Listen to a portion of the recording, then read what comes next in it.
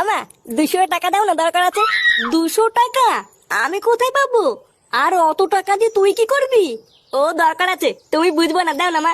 আমার কাছে অত টাকা নেই, তোর বাবা আসলে বাবার কাছে চাইবি। নে বাড়া, এখন আবার বাপের কাছে চাইতে হবে নাকি? এ লেওড়া মহাজালা তো। কিরে, শুনলাম তোরা নাকি পিকনিক করছিস? এই কে বললো তোমাকে আমরা পিকনিক করছি? কই, আমরা এসব করছি না তো। আহা চাদু, তোরা কি ভেবেছিস লুকিয়ে লুকিয়ে পিকনিক করে নিবি? শোন, আমি হচ্ছি তোর বাপ, বুঝলি তো?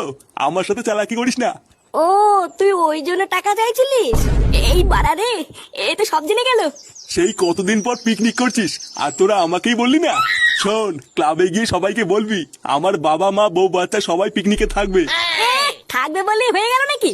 এটা শুধু আমাদের পিকনিক, এখানে বড়দের কোনো জায়গা নেই। কি হয়েছে? জায়গা নেই মানে? বাড়ার বাল আমাদের না নিয়ে কি তোরা নেশা টেশা করবি নাকি? হ্যাঁ এইসব কি বলছো? নেশা করবো কেন? হ্যাঁ হ্যাঁ বুঝেছি, লেওড়া তোর এত বড় সাহস। শোন, পরিষ্কার বলে দিচ্ছি, যদি আমাদেরকে পিকনিকে না নিস তাহলে তুইও কোনো পিকনিকে যাবি না। এই পোহা মেরেছে, এবার কি হবে? লেওড়া পল্টু আমার সাটা ভাঙবে রে।